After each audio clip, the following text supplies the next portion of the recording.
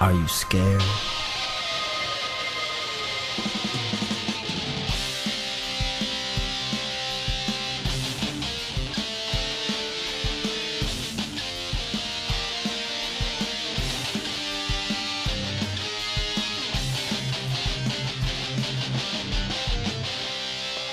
Hello? What's your favorite scary movie? Resident Evil. Welcome to Raccoon City. Sorry, I had to do it like if the game was about to start because we are talking about one of my favorite game franchises of all time, Resident Evil today. Hello, everyone. Welcome to the Flickbook Horror, where we like to get a little scared and we love us some deaths. I'm Mista Malave, a.k.a. Matthew Malave, and I know you missed me last episode. I'm sorry. Had to do some adulting, but I'm back now and I'm ready to go. And I have my panelists with us, of course, my tag team partner, the smooth effect himself. What's up, Tommy? Oh, hello, Mr. Malave. Welcome back. I know you missed out on Carrie. We did the original Carrie movie. We got Caitlin to come back on with us. It was a great episode. She did a horrible in the game of Money for Nothing. The Price is Wrong, bitch. So As we always do. And I hope we can continue it because, again, we still have $100 in the second round bank account, and we hope to keep it there. Yep, that is true. And does it gain interest? Because if it does, we can make these even harder. It's a checking account, not a savings. Savings only gains interest. Okay. And it's going to take 2 business days. I get it. Exactly. All right, but we are not alone, sir. No. We have a very special guest, and we have Miss Sabrina joining us today. How are you, girl? I'm doing fantastic, guys. Thanks for having me today. All right. Now, do you like being called Sabrina, or do you have yourself another name, like a nickname, or like your podcasting name? Honestly, the closest people to me call me Ace. Ooh, Ace. Ooh, I like that. Ace. I like that too. Listen here, Ace. Listen here. Now you're getting Ace Ventura jokes on you. I welcome it. Yes, Ace. Oh, man. I like it. That is your challenge. I like it. All right. Well, welcome to the Flickbook, Ace. Thanks. Let's see if you can ace the Money for Nothing and get that $100. I don't think so, but we will try. But yes, everyone, we are talking Resident Evil. Welcome to Raccoon City. It was a pick of mine. It was so dear to my heart because I love Resident Evil. And as everyone knows, that Resident Evil, the movie sides of things, haven't really gotten the best rap, and they haven't been very good, in my opinion. But we get something that I feel like it's a homage to the Resident Evil fans like me into this. But first, initial reactions from the movie. Well, look at me. I got to give them their credentials, obviously. You know, I get so excited. Who's in the movie? All right. Well, it came out in 2021, as everyone knows, but it also got pushed back because of COVID. It is starring Kayla Scrodanario. I can't really read, but I got that one right. She's in Crawl. She's in Crawl. Yes, she's very good in Crawl. Did you notice that? Right away? I was like, oh, hello. No, how are you, Crawl? I actually didn't because she looks totally different in this film. Yeah, she looks a little younger. To tell you the truth. Yeah, they did a very good job. She plays Claire, and I think she did a great job as Claire. Yeah. We have Yvonne Joga as Leon. We have Hannah John Kamen, which she was in Ant-Man and Wasp. Yes, she was Ghost. Sure was. Yes, she was Ghost. Yes. I was like, wait a minute, I know her. And then, of course, MBD, thank you very much for that. We have Robbie Amell as Chris Redfield and Tom Hopper as Albert Wesker. So, Neil McDonald obviously is in this movie. He's like one of those, I know that guy. He's in everything. He's in, of course, we know, an Arrow as well. Yeah, rated R, which is really good because if it was rated PG-13, then I would not want to watch this movie. But right off the bat, initial reactions, I want to know from Ace, Resident Evil. Now, have you played the games? I have actually only played Resident Evil 3. Okay. Ever. I do own 4, 5, and 6. I have yet to play them yet. Oh, you got them when it was on sale, right? The remastered editions. I know. They were a gift. I was surprised I got them. Nice, I was like, nice. I didn't ask for them, but I am going to enjoy every bit of them. Yeah, hell yeah. Well, you enjoy those. Those are actually really good ones. 6, not so much, but Resident Evil 3, my favorite Resident Evil movie. So how do you feel about this movie? Like initial reactions? My initial reaction going in, it had the strongest start. I was so invested. And then by the end of the movie, I was really not feeling it. I was excited for the buildup, everything that was coming into fruition. By the middle of the movie, I'm like, oh, okay, we're getting into more of the games, at least from what I know of the games. It was super exciting. They got the zombies and the infection. That was so overwhelming to me just because it came together so nicely from what I know from the games. I loved everything about everyone that was infected, how creepy they looked. They did really well with the costumes and the horror makeup for it. And then by the end, again, it just kind of fell short for me. I don't really know what they were going for the end. I do like that they built it up. Right. Now, did you watch the post-credit scene as well? I did. Okay. I did enjoy the post-credit scene. Okay, cool. That one kind of reeled me back in. Nice. Okay. All right. So it gave you more. So, all right, you just wanted more of a build-up, right? So other than that, like, did you enjoy the kills, the CGI, everything? It's good. The kills were great. The CGI was great until I want to say almost towards the end where the blood just kind of looked like it was grape jelly just coming off or like somebody did MS Paint retouch. But that's such like a small detail. They ran out of budget. They ran out of budget. It was such a small detail towards the end that I was like, oh, okay. I mean, like I could look past it. I'm not going to judge it based on that one thing, but it was noticeable. Nah, I hear you. All right, Smooth Effect. Initial reactions. Welcome to Raccoon City. How do you feel? I mean, I'll tell you right off the bat. When it went into the theaters, I didn't go see it. Okay, I didn't want to go see it in the theater because I've seen the other Resident Evil films, and I was never truly. I've seen the first one like in theater, and of course I was like, "Ooh, this is fun," but I was never impressed. I mean, I liked Nemesis. I thought that was pretty good. I like the video games. I've played the first one. I've played the second one. So when I got a chance to watch this movie, I seen it was on Stars, and I was like, you know what? I want to check this out. And I've seen it twice already. One for myself and one for the show. And it's difficult to say because as an initial reaction as somebody that's played 1 and 2, I was watching 1 and 2 mixed together. And I found myself to enjoy it, actually. And I have to agree with Sabrina, or Ace. At the end, you do see where it drops. Because in the beginning, it's fucking awesome. Like, it is fun. You know, when they get to the Spencer mansion, it's fun. Like, you're like, I'm playing a video game. And I agree. I think the town looks great. Everybody looks awesome. I love how it's like, they're not all infected. Like 1, 2, 3, like it's a slow process that's happening. You see it with the blood coming down the eyes, the hair, you know, all this shit happening, like what happens to the girl in the diner. So I feel what happened was they had a great idea. They had, I personally think, a very good cast for these characters. I can believe all of these guys playing those characters. And then they executed it. But I think they should have maybe went 1 and then 2 instead of bashing together. But I still had a good time. This is a fun movie. If you've played the video games, this is a very fun movie because it's made for the fans. So I had a good time. I had a good time watching it. That's cool, man. That's great. And I have to agree with most of what you said, and Sabrina as well too. It built up so. Like the beginning parts of it when we're getting there and we're going to the mansion and then like the helicopter crashes into the mansion too. Like all those scenes and everything else was literally shot for shot from the game.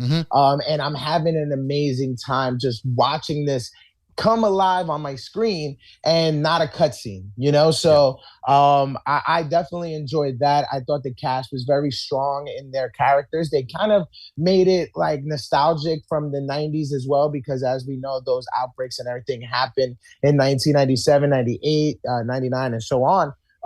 So it was definitely visually great.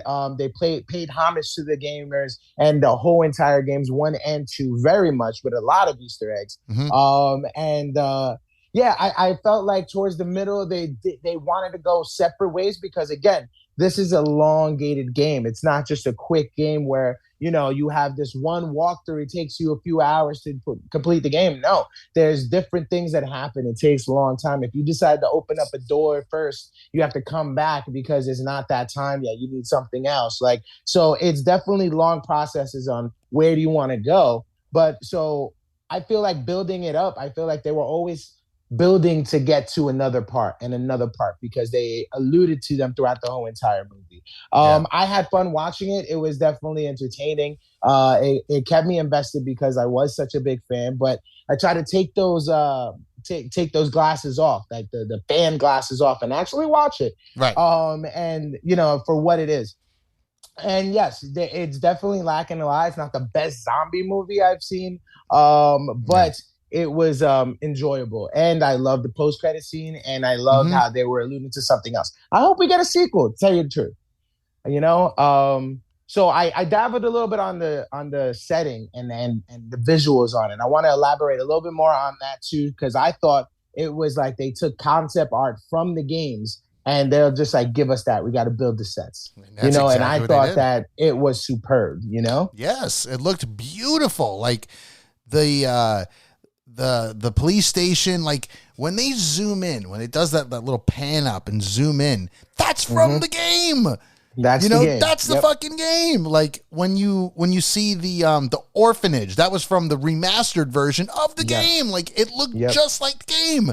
So the Spencer Mansion looked beautiful. Now it didn't look exactly like the game, but it was close enough. Okay, budget reasons play a factor, green screens and all that shit, because most of it's green screens anyway. It looked like a rich mansion. That's really what it looked like. But I liked it. When they come in and they're looking around and you're thinking like, this is, you feel like you're holding the controller in your hand and you're playing the game. And that's why I really enjoyed up to that part. And then when we get to the situation with Wesker is when you're like, what? You're ruining a character here. You're ruining a really good character because we know Wesker is a bad motherfucker. And he was kind of a bitch.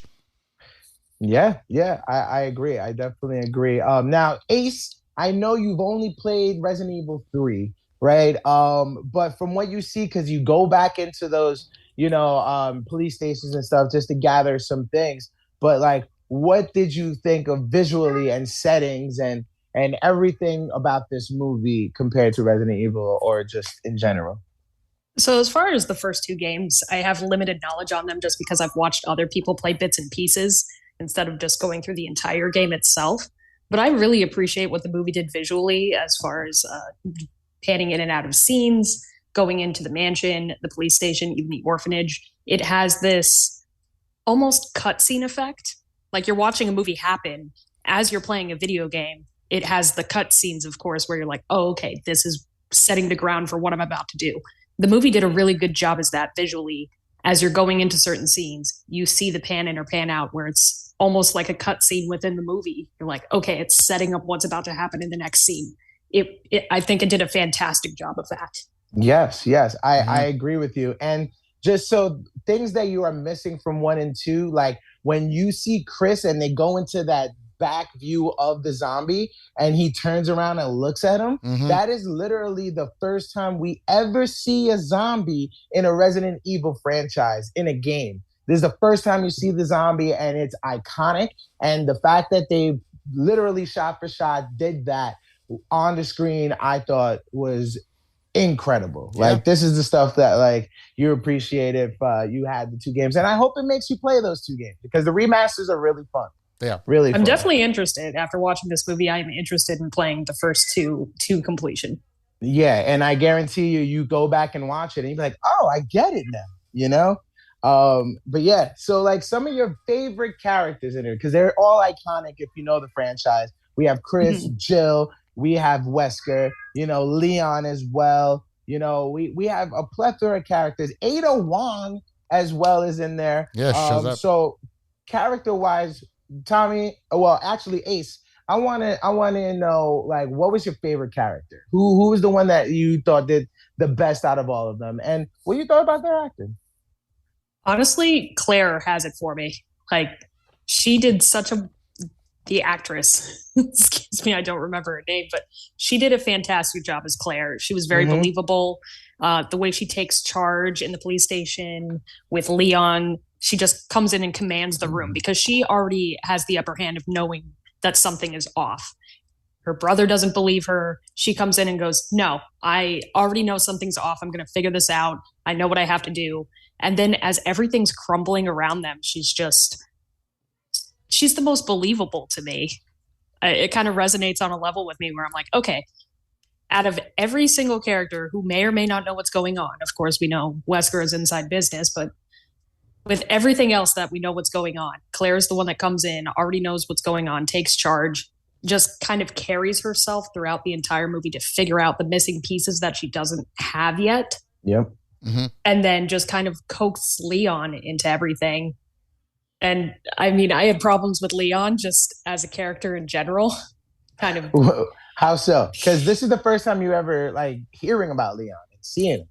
Like, I've seen Leon in the games, but it's always been like, oh, he seems like he knows what he's doing. He seems like he has some semblance of carrying himself, that he can maneuver around obstacles. Like, from my point of view, not knowing Leon's complete backstory from the video games, I'm like, everywhere I see him, he's holding a gun, he takes charge. It's always him and Claire doing what they need to do. That's that rookie trigger finger. That's what it is. Right? Because then in the movie, I'm like, I can honestly believe if this guy just drops his gun.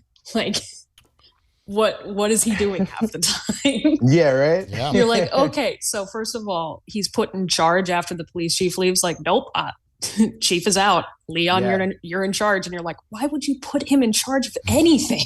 But if you play the game, you know that you want him in charge. Right. Like, it was my understanding that he had more knowledge in the games, that, okay, you would want him in charge. But in the movie, I'm like, what are they doing? They're making a huge mistake. He's going to burn the whole place down. And then you bring in that iconic scene of him falling asleep at the desk. Oh, man. I love that scene. That's so good. I love it. It was definitely one of my favorite scenes. Are you kidding me? It was perfect. When they played Crush by Jennifer Paige, oh, my God. Like, how did that work? Because it's you'd never expected in a Resident Evil movie. He's listening to it in the headphones because you hear it in the background, like, you know, like it's like far away. But it's not until the truck driver comes into the station on fire when it literally takes up the entire, you know, sound effect, and you're like, wow, this works. It's weird. It's hilarious. I love it. It was perfect for no reason other than just to make itself known as this scene. You're going to remember this scene. Yes. Yeah. They make you remember that scene. Yeah, and it's so great because it is an iconic scene even in the game. This is how Resident Evil 2 starts. Like the whole gas truck spills over and you and Claire separate, which they did it different in the movie, but you separate there because, you know, Chris is coming in. I mean, Leon's coming in and he's like the new guy and Claire's going to find her brother. But then this crash happens and now they split, and that's how you go your separate ways. Because in the game, you also do, you pick first who you want to play as. And then you go through the whole thing, and then you go back, and then you play as Claire or you play as Leon if you didn't pick them to begin with. So you get to see different perspectives, right? So, of course, they are gelling them both back together. Like, so everything happens a little different, like, which I'm okay with. So, like, but Leon is just hilarious. I feel like he's almost not the comic relief, but they're playing it as like he is the rookie, you know? Yeah. They definitely play the rookie card for him very well. Yeah. Very well. Yes. I agree. With the hazing and shit like that too. The hazing, everyone's just like, oh, your dad has to bail you out of everything, didn't he? Like, it was perfect. He shot his training partner in the ass. Yes. And that's not part of the game. They added that to the movie. Yeah, exactly. He tried to explain it to the waitress at the diner. Yeah, he was like, it's not just that. There's more to the story, but nobody wants to hear it because they only see him as this rookie. Mm-hmm. Yeah, he played it off very well, and I would agree. He was kind of like the comedic. He was technically the comedic part of the movie. Like, I mean, it's also Robbie Amell as Chris Redfield was, he's very sarcastic, and I think Robbie Amell did a great job. I mean, it's not like Chris Redfield is hard to play. Yeah, I think honestly, all three of us can play Chris Redfield if we wanted to, but he just worked with him. Like, you believed him as Chris Redfield. And as Robbie Amell, he's, you see him in a couple of things. He's in Upload. He was in The Babysitter. And he just kind of reminds me of like a Baywatch dude. I like to take my shirt off, and I'm just a monotone one-way actor. But for Chris Redfield, that's kind of what Chris Redfield is, a monotone one-way type of person.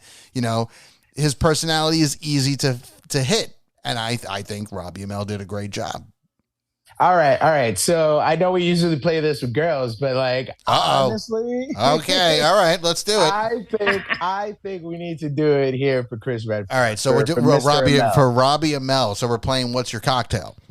Yeah. I'm saying, what is your Chris? I keep saying Chris Redfield, Robbie Amell, right? I want to know.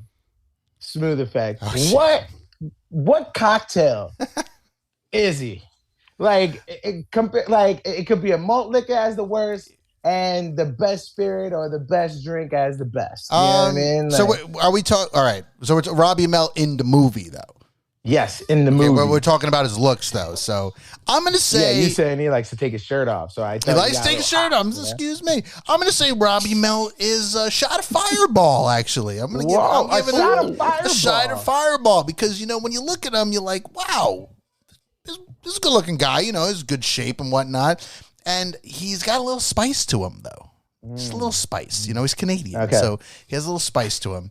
But it burns, but it burns when sometimes you watch him, you're just like, oh, fuck, man, it's rough. It's rough to watch, but I'm going to give him a shot of Fireball. No filter, but it's getting a little crazy. Right?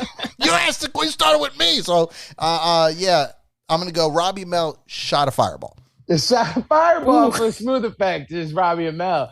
All right, Ace. What is Robbie Amell to you? The drink. What is he? You got to rate. Oh man.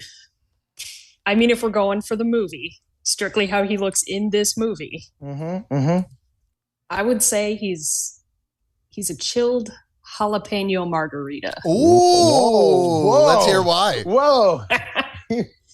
Tell me how you really feel. How many margaritas? It's really sweet. I mean, like, we'll give him a soft 2. Okay. It's like, it starts off real smooth, nice to look at, and then at the end, you're like, why does it burn? Too salty. He's too salty. That's a good one. I like that. That's really good. I love how, keep in mind, though, I love how we both agree Robbie Amell, very spicy. Yes. Robbie Amell is a spicy individual. Mista Malave, what's yours? I'm excited. To no fault of his own, though. That's not his fault. Yeah, absolutely not. I agree. It's just in this movie, man. That's funny. All right. So I probably have a different take than you guys right now because every time I see Robbie Amell, I think about his brother Stephen Amell, his cousin, Green Arrow. Yep. Yeah. Yep. Oh, his cousin. Sorry. I thought it was his brother too. It turns out it's actually his cousin. They look identical. They really do. They really do. So I every time I look at him, I was like, it's fucking a Green Arrow. That's fucking Oliver. Like, you know what I mean?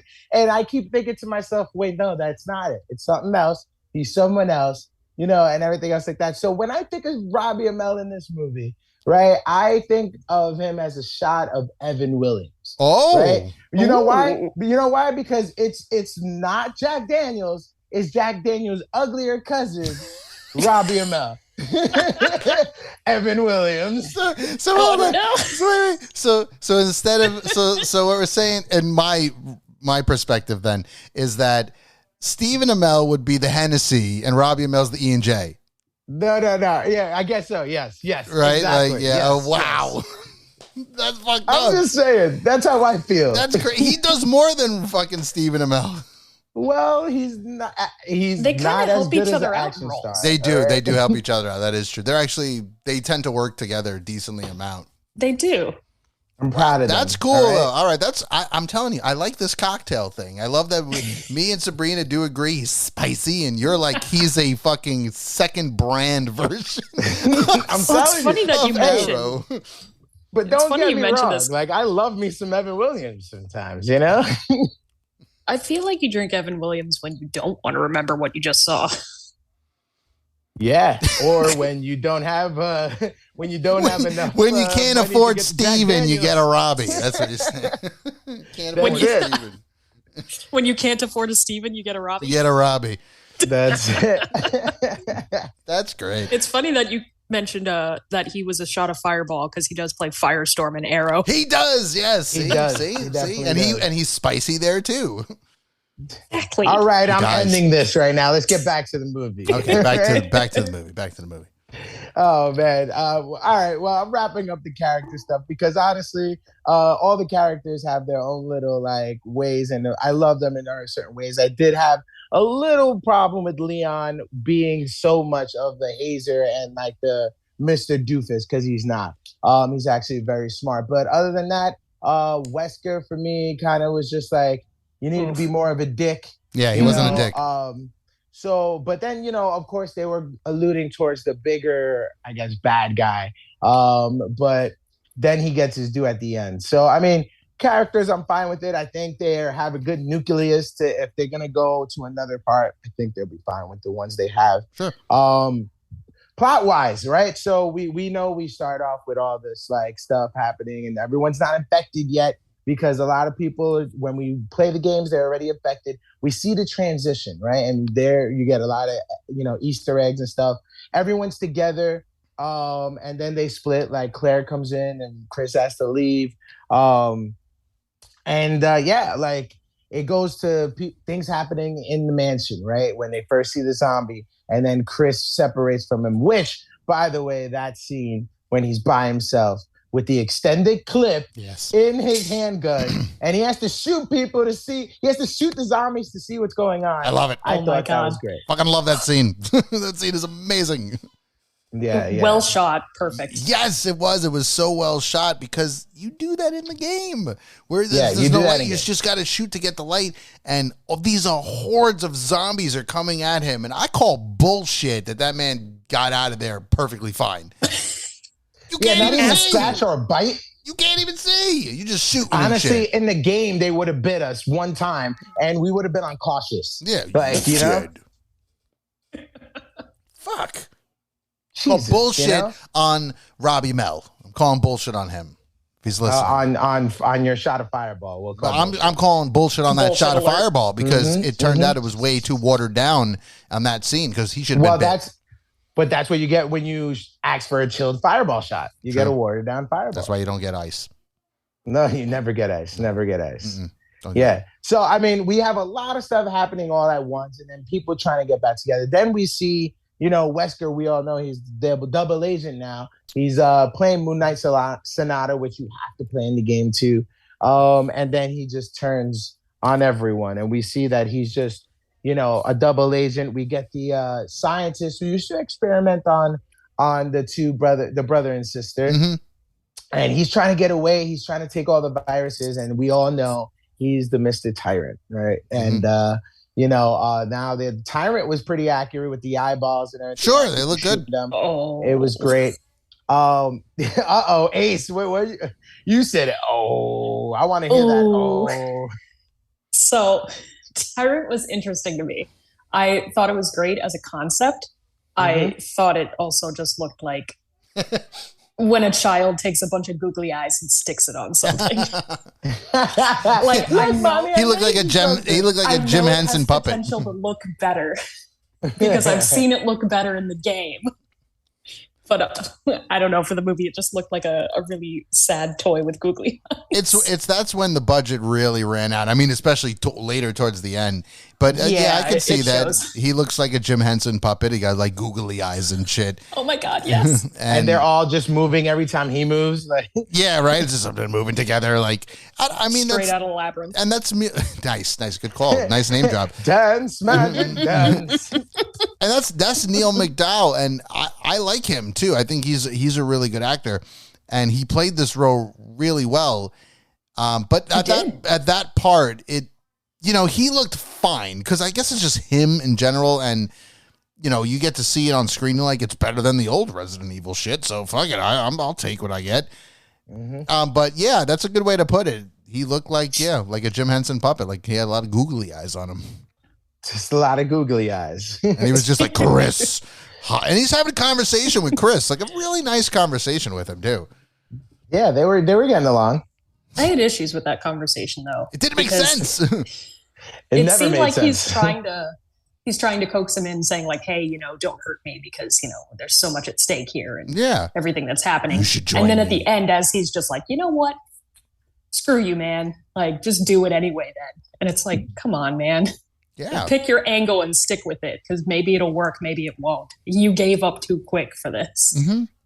Yeah, I agree. I also think I didn't like the way Wesker was portrayed in a I like Tom Hooper. I'm not saying Tom Hooper is a bad actor. He's not, because he usually plays like a villain. He usually plays a really good asshole. So you would think to play Wesker it should be no issue for him. But I just it's almost like he felt bad that what he was doing. He was just like, listen, I just got to do it. Like what he's telling Jill, and he's just like, I got to go. It's not even like he's just like, no, fuck you. I'll shoot you if I have to shoot you right now. Like in the game, first thing he does, he turns, he looks right at Chris, and he puts his gun right in his face, and he's like, I'm going to blow your fucking brains out. So for him to just be like, and then he's like thinking about it, and she's like, come on, we got to go save Chris. And he's just like, I don't know what to do. Fuck it, I'm going to go this way. And then he just goes. To a point that when I was watching it, was waiting for Jill to follow him and be like, oh, so, because even that part, I'm thinking like, so when is he going to turn? Like, when is he going to turn bad? Because by him doing that, I didn't feel villainous from him. It was just like he was doing a side gig.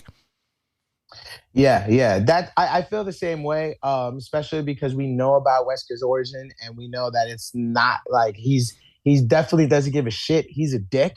And he was doing it all for the money and then taking a sample. So then we all know how he, spoiler alert, everyone, he creates his own little fucking organization and starts selling it to a bunch of other people. And he himself, bonded, as you see in the post-credit scene, and he becomes a fucking badass. Even more so because he's a dick and doesn't give a shit. Right. So even with the turn, it was almost like I had no choice. Like, nah, you wanted to do it. Right. I had no choice. He kept saying it was just for the money, and it's like, okay, but now you feel bad about it? Yeah, right. The way he says it, when he tells Jill, it was just money. And even when she confronts him and says, you were just going to leave us here to die, he was like, it was just for money. It's like, okay, but was it for money? Because now you feel bad about it. Yes. Yeah, right. I'm sorry. Yeah.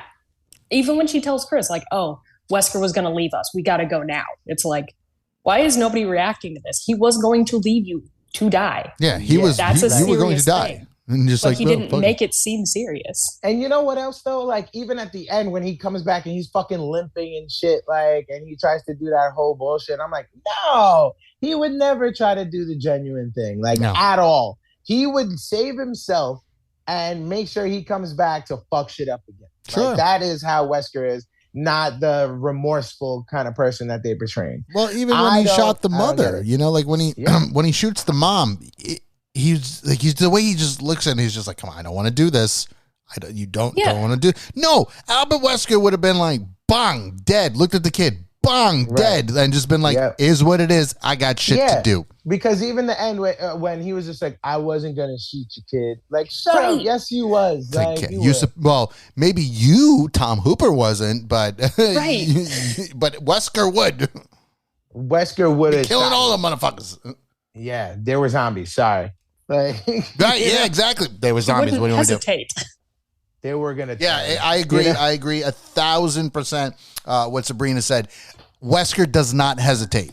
He is an asshole. He is a bad dude. He knows what he's doing, and he's a bad motherfucker. So, no, there would be no hesitation. He would have shot all three of them, turned around, shot Chris, shot Jill, and moved on with his life. Yep. I feel like the minute Jill found out, he would have been like, oh, you found out. Time to get rid of you. Bang, would have shot her right in the fucking head. Right there. That's it. Yep. And we don't want to see that because Jill is a badass, and I think she was. Right. I think she did great as Jill. We didn't get a lot of focus on Jill. I know, but that's what sequels are for, and who knows if this one's going to get one. But again, I hope it does because I feel like the all natural way to do it, and the fact that we didn't see a lot of Jill is the only nemesis story that we need to get to. You know what I mean? And they can do it because they can split up the whole gang, and they can be like, well, we are going to form this team and we have to go to Africa. And that's where Chris goes. Like, and then Jill's there just, trying to clean up Raccoon City or something. And then boom, we see the nemesis going stars, and boom, sequel. We get it all, but we'll see. We'll see, we get the tyrant. They get on the train. They heard about Alaska, and then they blow up the tyrant. He didn't look good in that one. I didn't like the way the tyrant looked at that moment, because but he went from being a Jim Henson puppet to like the video game. Like it looked like, but the video game from 1991 or 92, like it didn't look good at all. And again, that's where the budget comes into play, where they did so much to show the police station and Spencer Mansion that they forgot that we still have a baddie we need to do. And I didn't like the way he looked. And again, it felt too easy.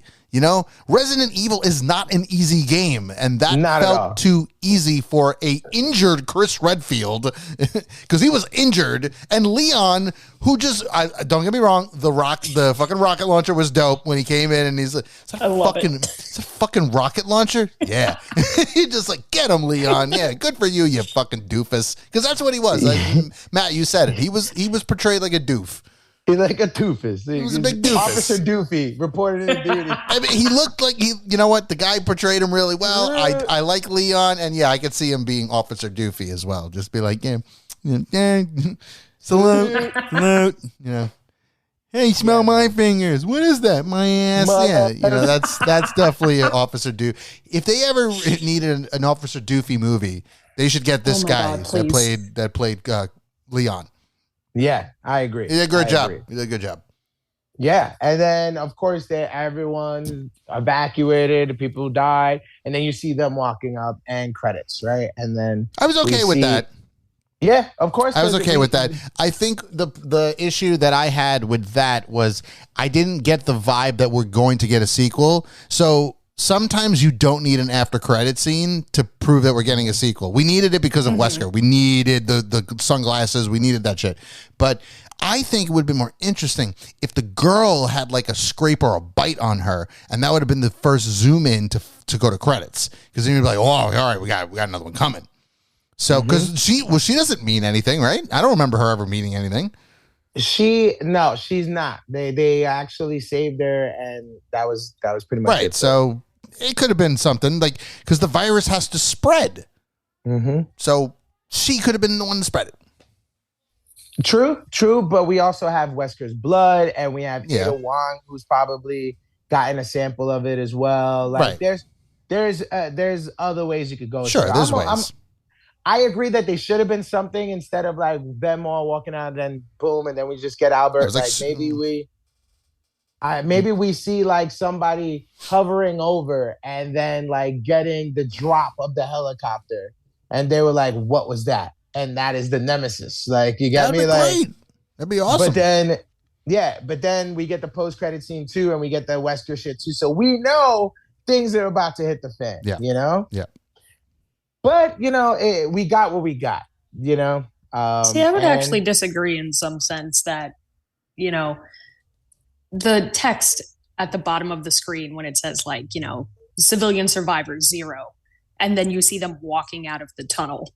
That kind of told me right there that there is going to be a sequel, because if everyone thinks everyone in that city died, yet there's these people that are coming out of it, there's got to be something else. So that that makes sense too. To me. That does. Yeah, I like that. That makes sense too. Yeah, that's good. That's a good call. It's a good call. Yeah, for sure. I like it. Well, we hit the end of the movie, guys. All right, we made it. And whether we loved it, whether we hated it, we got through it. All right, but there's certain things, right, that happens in here that just make you want to say fuck you, right? And I just want to know, what makes you say fuck you? Fuck you, fuck you, movie. Fuck you, movie. Fuck you, movie. No, fuck you, movie. All right. Ace, fuck you movie. No, fuck you movie. See, that's all I'm saying. That's right, guys. I want to know, we've reached a portion of the show where we have to take our one moment of the movie that makes you say, fuck you, whether you guys kind of scared, whether you said that's some bullshit, fuck you movie. I want to know, what is your fuck you movie of Raccoon? Welcome to Raccoon City. And I'm going to start with our girl, Ace. Ugh. The biggest part of that movie that made me say, fuck you movie, is the police chief trying to lazily put bullets into his gun in the parking garage while he's about to be attacked by an infected dog. You're a police chief and you don't have bullets in your gun already? Like, you know shit's going down in the city and you don't already have a loaded weapon? You thought you could just drive out of it? Fuck you. Yeah. Fuck you, police chief. Fuck you, Irons. Fuck you, Irons. You idiot. You're That's an idiot. And he came back. That's when he came back. So he already knows what the fuck is going down. He's like, oh yeah, shit's going down. Leon's in charge. I'm just going to leave. And then he knows he has to come back because of the roadblock. And you don't already have something in mind? Mm-hmm. And how'd the dog not kill him? He should have been dead. Yeah, right. First of all, why is he just waiting? The dog is hungry. Nah, they let the liquor get him. That was the thing. They were like, the liquor's got to make a kill. Let's kill Irons. That is true. That is definitely true. Oh, man. So fuck you, movie. Police chief, you got to be smarter than that. I'm just saying. That's a good one.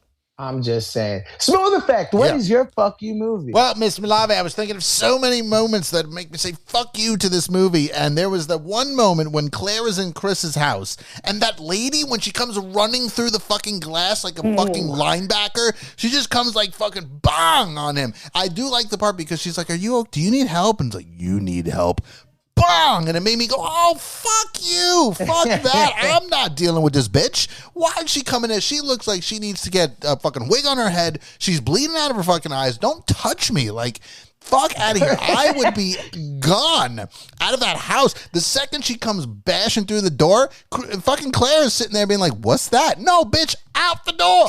Get out the door. Like, bye. Peace. I'm running. She had the motorcycle. She got the motorcycle. Bitch, peace. I'm out. So I say fuck you to that lady decided, that's not even nice, first off. You don't just go ahead and just run in through somebody's fucking glass door, which, by the way, she come through that glass door saying she's itchy and shit. Bitch, get the fuck out of here. So I said, the minute peace. she said itchy, tasty, I'm like, nope. Yeah, she right. That's what I'm saying. Again, fuck you to that bitch because she writes itchy and tasty in blood on the fucking door, and you're thinking to yourself, like, what's this bitch doing?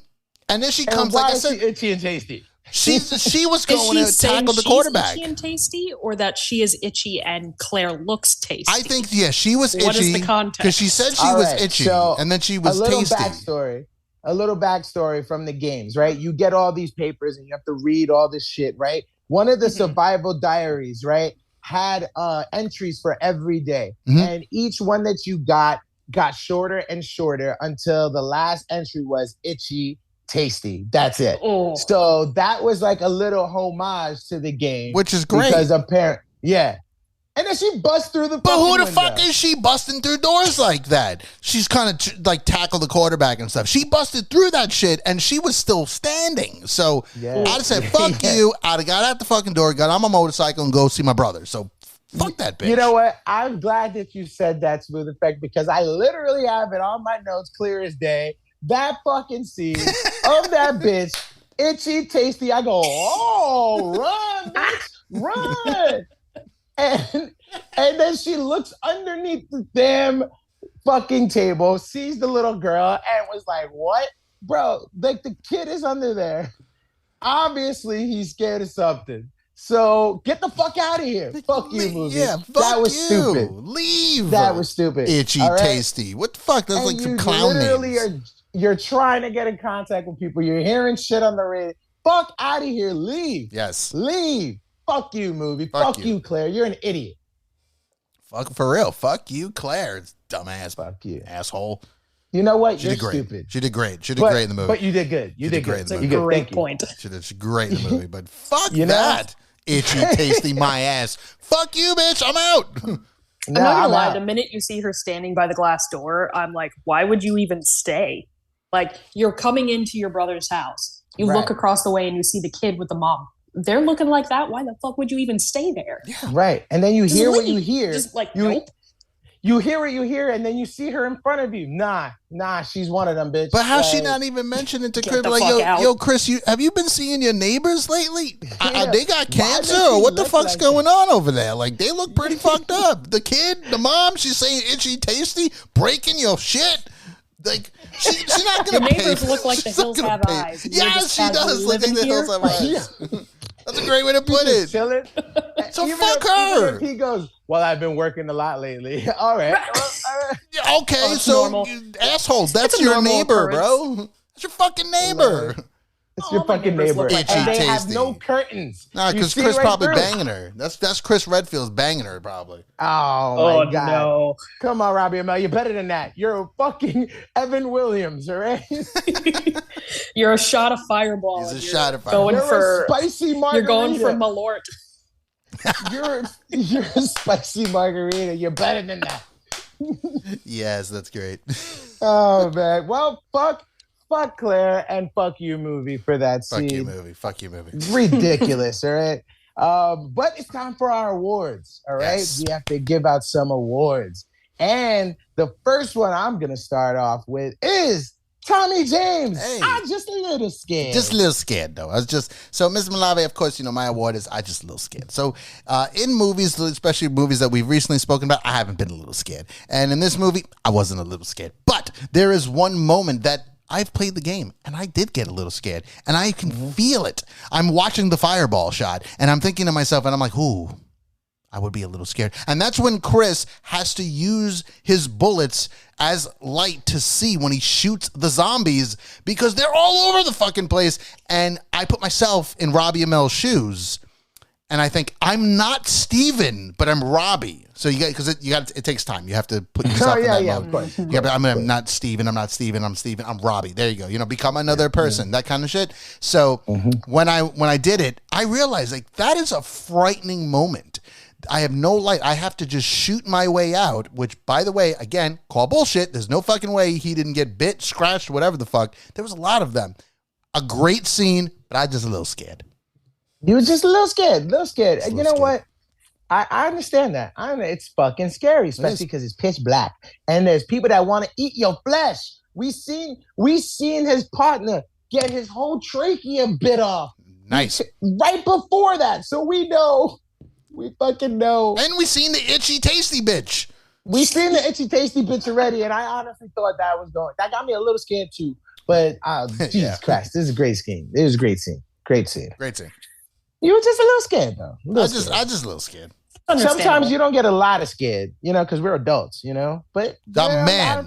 I'm man, I don't get scared. Yeah, exactly. But eventually we'll get to movies where I got scared. When you get a little scared, that's it. Not scared, just uncomfy. Perfect way to put it. I just kind of danced in my seat a little bit. I had to go pee. That's it. Afterwards, I paused it like, oh, shit. I'm going to go use the bathroom real quick. Turn the lights on. Just a quick break. Turn all the lights on and look at the door while I'm peeing. That's what I got. The door's behind you, too. Because it's behind me, and I'm scared that the light might trying to look in the mirror, look behind him. That door ain't moving. I don't even have a gun. What am I going to shoot him with? Nothing. Pee. Pee. Maybe it burns their skin or something. I don't know. We got to try. That's great. For science. Yes. For science purposes. For science. Armageddon. Really. For Armageddon science. Fantastic. Oh man, but you know what? It might just kill him. But you know what? If you'll never know until you try. Exactly. But if you're gonna kill him, Ace, I gotta tell you, you just gotta kill him with kindness. That is it. That is right. It's the Kill Him with Kindness Award, Mista Malave's award, of course. And there was a lot of killing in this movie. A shit ton of killing. Mm-hmm. We had adults dying. We had dogs dying. We had zombies dying. We had Jennifer Paige playing while somebody died. Exactly. We had that shit. We had the blow-ups and explosions. We had a lot of bullets flying. And there's a lot of deaths, Mm-hmm. And I had to really think about this because this wasn't easy. right? Because there was a few deaths that were like, fuck yeah. Like when we first saw the zombie, from Chris's point of view, that was an iconic scene. And when you kill that zombie, it's just so iconic. Then you're like, yes, that is a good fucking kill. And this was the one that almost got me.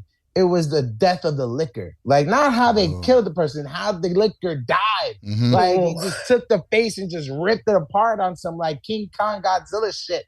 Like, it was just crazy good. Crazy good. But ultimately, the Kill 'Em With Kindness award has to go with the person who I think tallied up the most kills in this goddamn movie, and it's Mr.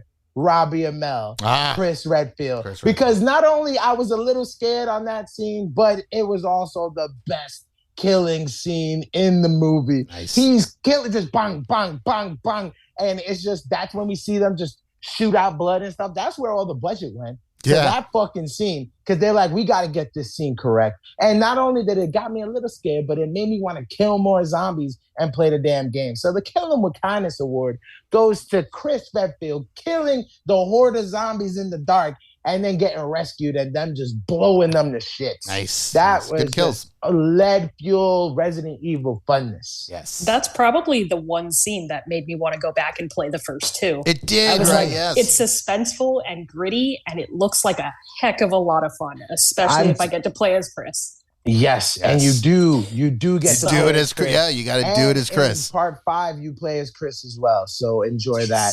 And you get to fight off people who speak African, and they run and they get shit blown up from their heads and fly and come and get you. It gets crazy, but it gets really fun. All right, but the first ones you want to play as Chris, I guarantee you're gonna get that scene in the game. And the way they make sure you get your settings done is that they say, well, move this over until it's barely visible. Why? Because they want you in the dark, bitch. Mm-hmm. They want you to get scared. You better shut off all the lights and play. A lot of horror games have that element. Like I remember Dead Space having that element too, of like move the cursor over until you can just barely see this icon. Mm-hmm. And you're I'm just like, do I cheat? Nah. Do I cheat? No, I don't want to see shit. I don't spoil it for me, but I'm just like, man, if it gets too scary, I'm moving this cursor over. Well, we all have options change. right. I'm too scared. Immediately. Way too scared to play. I'm too scared. I was just a little scared. That's it. And only play it during the daytime. That's bad. Every time you see that touchscreen that says you are dead, you're like, fuck, should I? So I'm gonna do it, right? I'm gonna change. Yeah, yes. I'm gonna change the difficulty too. Easy.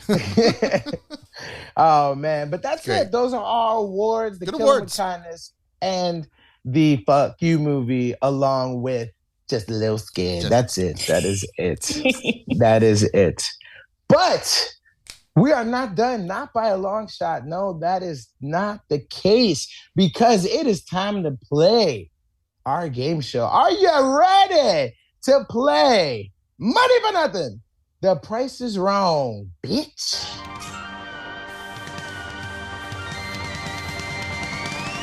The price is wrong, bitch.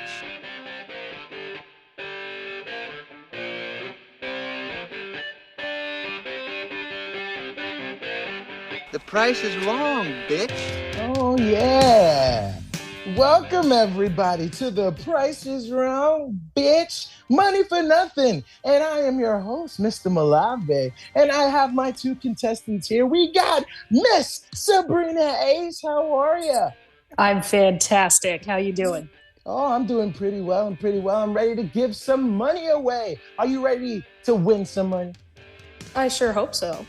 Oh, well, you better have your thinking cap, because this game is a doozy smooth effect. She is going against you. How confident are you in the Money for Nothing? Let me tell you, Mr. Malave, I have been playing Money for Nothing this whole entire time, which we are now on episode 5. So I've hosted at least 3 of them. So I'm very excited to do this. I think I could beat Sabrina, because this is Price is Right rules. But if you get it on the head, you get it perfectly correct, you can win $100. If I win, it doesn't do anything because, it stays in our account. But if she wins, you get the satisfaction. I get the satisfaction of saying I did it. But we're still playing Price is Right, so I'm gonna win. I'm gonna do this. I mean, you can win, but you won't win the money if you don't get it right on the head. Got to get it on the head. As you know, you got to have the exact number or the exact phrase or the person. Without cheating. And maybe even the spelling. Yeah. Without cheating. Without cheating. Without cheating. And without further ado, ladies and gentlemen, let's play Money for Nothing. The Price is Wrong, bitch. Let's do it. All right. So, yeah. Resident Evil, welcome to Raccoon City. As we know, it got pushed back from its regular release date, but then got released back in November of 2021. All enough time for after Halloween. Thanks a lot, COVID.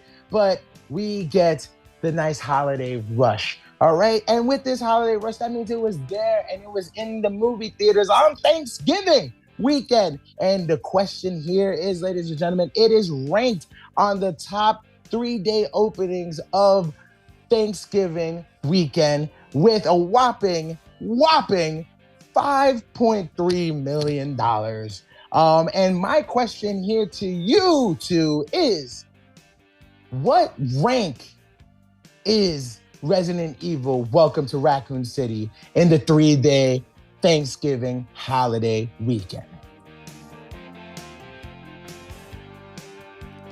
Anyone? This is tough. There's what a lot. Rank?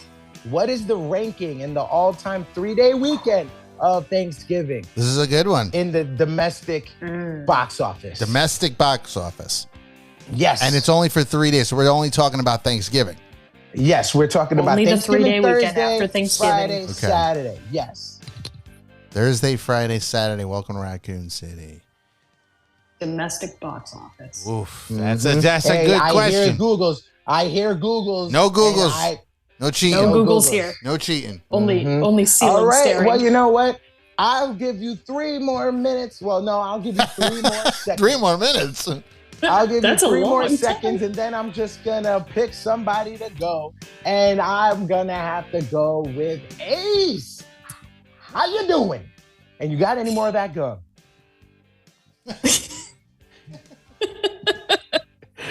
Oh man. Weird guy, Ace. Weird guy. Weird guy. Weird guy, Ace. What is your answer? What is it ranked in the 3-day holiday weekend of Thanksgiving? Domestic box office. Whopping 15 million. It's up Let's there. see. I'm gonna have to say, and this is just off the top of my head because holy crap, that is a lot to think about just from those 3 days. I'm gonna go with at least 5 million. 5 millionth place. Oh, place. Yeah, the rank. Like the rank of the movie. The ranking. Because it made $5.3 million that 3-day weekend. All right. What is the all-time rank of that movie domestically in those 3 days of the weekend?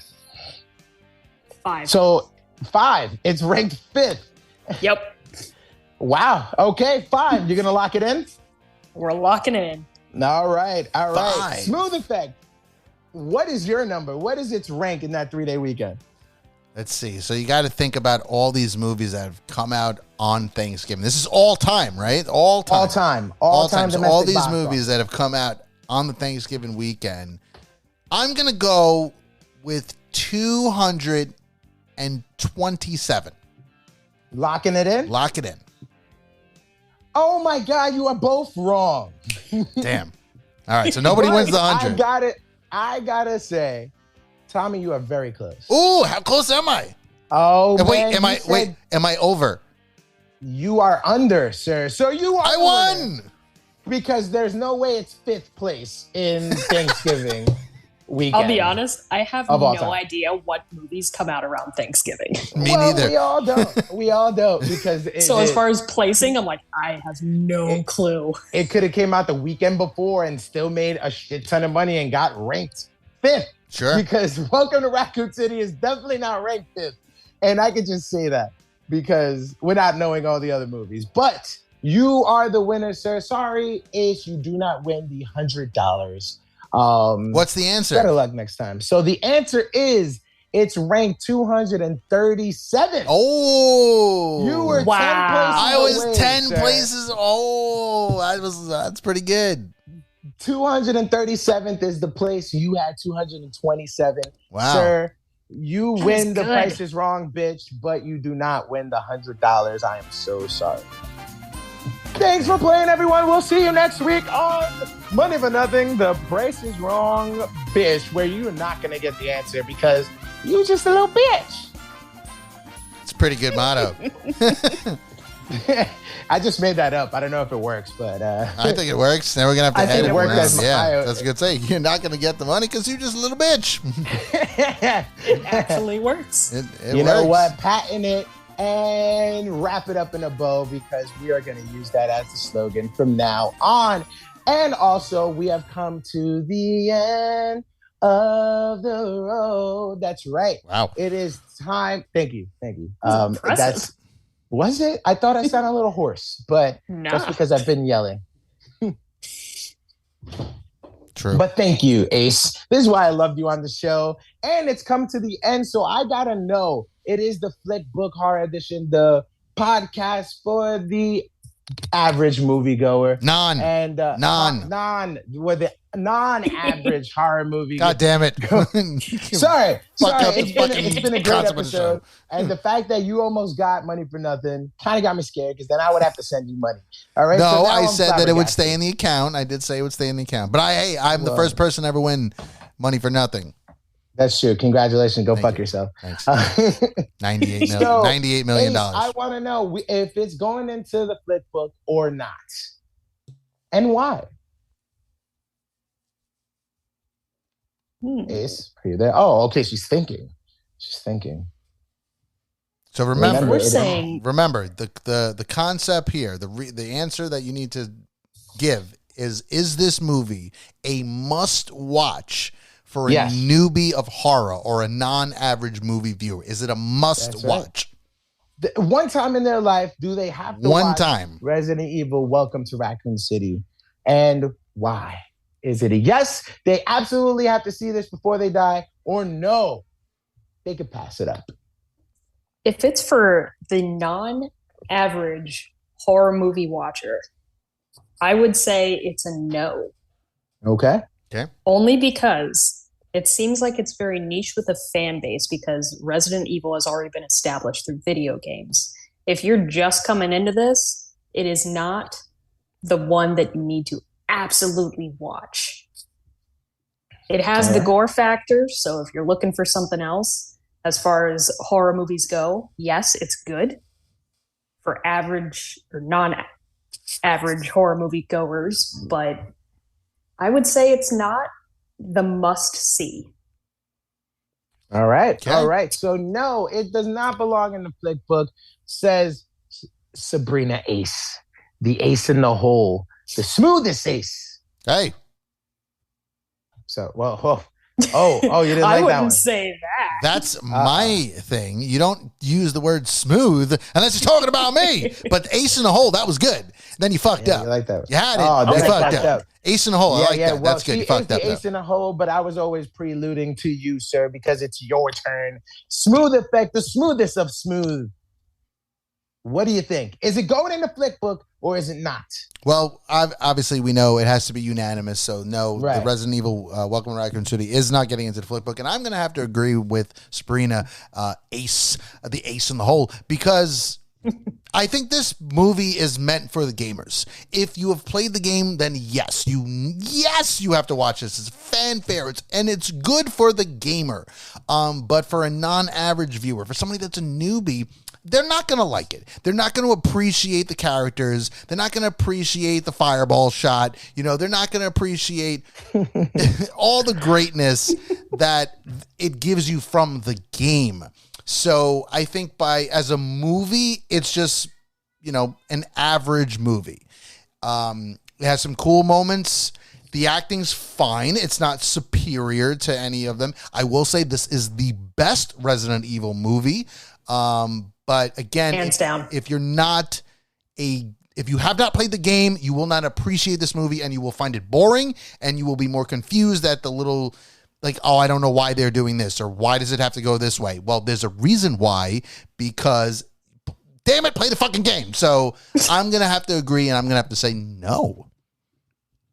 All right, all right. No, that is 2 no's, and of course, it's not going to be in the flick book, and rightfully so, because I also have to say no to being in the flick book. Listen, we all love some horror movies, and we know about really good zombie movies, and honestly, there's just so many other zombie movies that you need to watch besides this one. Yeah. All right. For the gamers, like both of you said, and me being the avid Resident Evil fan, I mean, I think the only other biggest Resident Evil fan that I know is my man Sin City. And wherever you are, cheers to you, bro. This episode's for you. Resident Evil. If you haven't seen the movie, sir, watch it. You're gonna love it. But if I know Sin City, he would not actually fall in love with it. And it goes deeper. But sure. I loved watching it. I was very entertained. Yeah. I want a sequel. I thought everything was fine until they ran out of the budget. And even I didn't even mind that they had 1 and 2 jammed up together because they have to start somewhere. And why not give us all of these characters right now when we can elaborate later? All right. So I think they are heading in the right direction. I hope they do get a sequel. And if there's a petition out there, I would gladly sign it because as a Resident Evil fan, this is the best Resident Evil movie. And I felt like they said, here you go. This is for you fans. And I said, thank you. And I gobbled that shit up. But as a horror movie, as a zombie movie, guys, if you don't know about Resident Evil, don't watch it. You don't have to because then you're going to get let down thinking it's going to be something crazy good. And then you're gonna have way more questions coming out of it than going in. And that's not how we want you to get introduced to Resident Evil. So non-average horror guys, don't watch this movie. You could pass it up because it's not going in the flick book. Agreed. And that's it. Yeah. That is it. It's unanimous. It got a second round all around. All around. There you go. Cheers. As you may say so myself. It's usually for something good, but in this case, it's not. No. But we have reached the end finally, and I just want to say thank you for listening. Follow us on all the channels if you haven't heard our Carrie episode or any of the other episodes of our horror flick book episode shows, then you definitely should go listen to us wherever you listen to podcasts, iHeartRadio, Spotify, Apple Podcast, all that jazz. And to my panels, I want to say thank you. And we're going to start with Ace. Say something to the people and say goodbyes. This was a great way to get involved in just horror in general, figuring out, how this works as a movie dynamic by itself and with the video games. Like, I'm super interested in playing the video games now. That wouldn't have happened without me watching this movie, seeing as these games have been out forever. I've played one and then just never picked it back up. But this was a really cool introduction. So thank you both for having me. This was awesome. Like, I'm really excited about this. You did a great job, by the way. Yes. Thank you. Fantastic. Definitely. You did a great job. Definitely quick on her toes. We try to like gut punch her, and she took it like a champ. She was prepared. Just a horrible answer in Money for Nothing. I'm always prepared. Yeah, horrible answer in Money for Nothing. That was probably the hardest part. One anyway. Yeah, right. The hardest part, trying to figure out movie rankings, because I'm like, oh man, I go based off my own rankings. Like Rotten Tomatoes gives this a 10 and I gave it like 100%. What's happening? Well, that's why we have the flick book, so you can express your grievances and give your rankings. And you're welcome anytime, Ace. Any movie that you feel like we need to discuss, why don't you just reach out to us? And that goes to everyone else too. If you have a movie that you want us to cover, why not just reach out to us on social media? And maybe you'll be on there. Not have a cool enough name like Ace, because that's taken already. Nope, can't take it. Yep, that's it. Nothing can beat the Ace of Base. Oh, now you're just pushing it. Alex, too much? Too much? Pushing it. You're pushing it now. You had Ace in the hole, man. You just... I know. I like Ace of Base, but yeah. Yeah. That was I'll take Ace in the Hole. That one stuck. Ace in the Hole was good. I like that one. Ace in the Base, man, you might have been reaching a little bit there. All right, my bad. Well, Ace in the Hole, thank you so much. And I'm sure we'll see you soon. Smooth Effect himself. Yep. Say goodbye to people. Well, all right. See you guys later. My name's Tommy James, a.k.a. Mr. Oh So Smooth, a.k.a. the Smooth Effect himself. And me and Mista Malave will be back next week with our girl, Jade. Jade, hi, Jade. I know you're listening. Hi, Jade from the Phoenix Gate. She's coming on to talk The Possession, so we're going to be doing some scary movies. What we do best, of course. This is Flickbook Horror, man. And just so all the listeners out there know, August 20th in Orlando, Florida, we are going to be at Phantasm Orlando, and we are going to be doing a panel, and we are going to be talking about Paranormal Activity, that piece of shit movie. I can't wait to meet everybody and talk about it, and we're going to be doing a live show. Sadly, Mista Malave, you're not going to be there. You're not going to be there, Mista Malave. No, well, you know what? I'll be available via Zoom if you want to chime. If I can figure it out, I'll hook it up. We'll be able to, I'll ask the people, because that would be pretty fucking dope, and we can talk some Paranormal Activity and how much of a movie it sucks. I'd rather watch Resident Evil, the first one, and the fourth one than watch that piece of shit. But we will see you guys next week, and we'll be talking some Possession. So, yeah, I've never seen it, so I'm interested. Yeah, man, I am excited as well. Cheers to you, Jade, for listening, and I cannot wait to talk to you again, girl. It's been too long. I'm sure it's going to be a really good episode. So tune in next week. We talk some Possession, and I've never seen it either, so we get some hot takes. You get some very hot takes. But until then, everyone, I am Mista Malave, a.k.a. Matthew Malave, the 4-time Who You Got champion. That's right. I still am here. And until the next one, I'll see y'all soon.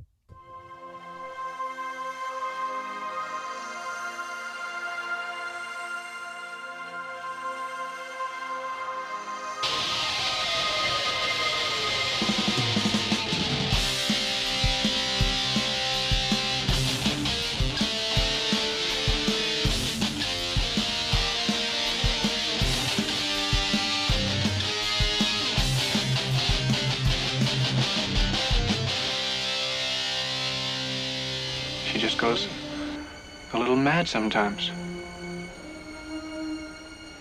We all go a little mad sometimes.